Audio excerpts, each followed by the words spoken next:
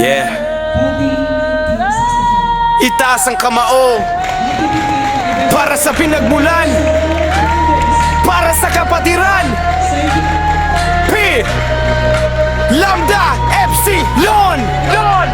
Taong 1,965 may pangarap na binuo para sa bawat isa. Kinsengama ng kapatiran, unang tumindig, may dangal sa puso at tapang sa dibdib. Hindi sila umatras, hindi sila nagalinlangan. Sa maliit na simula, itinayo ang samahan. Walang takot sa hirap, walang atras sa laban. Isang pangalan ng kanilang pinanghawakan. Doon isinilang ang tibay ng samahan. Isang kapatiran na di basta mawawala. Hanggang ngayon ang apoy ay patuloy na nagliliyap sa bawat kapatid na patuloy na lumalaban. Ito ang tatak na tunay na kapatiran.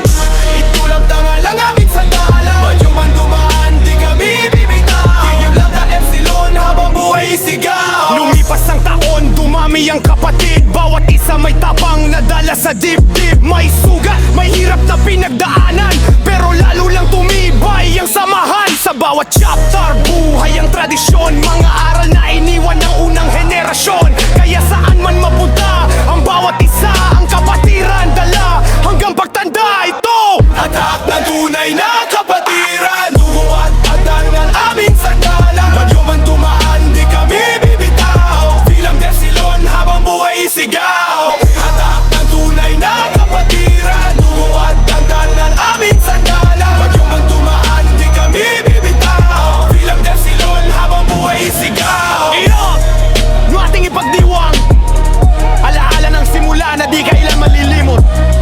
Mula sa kinsengama hanggang sa bagong henerasyon. P Lambda Epsilon. Wow! Buhay ang kapatiran.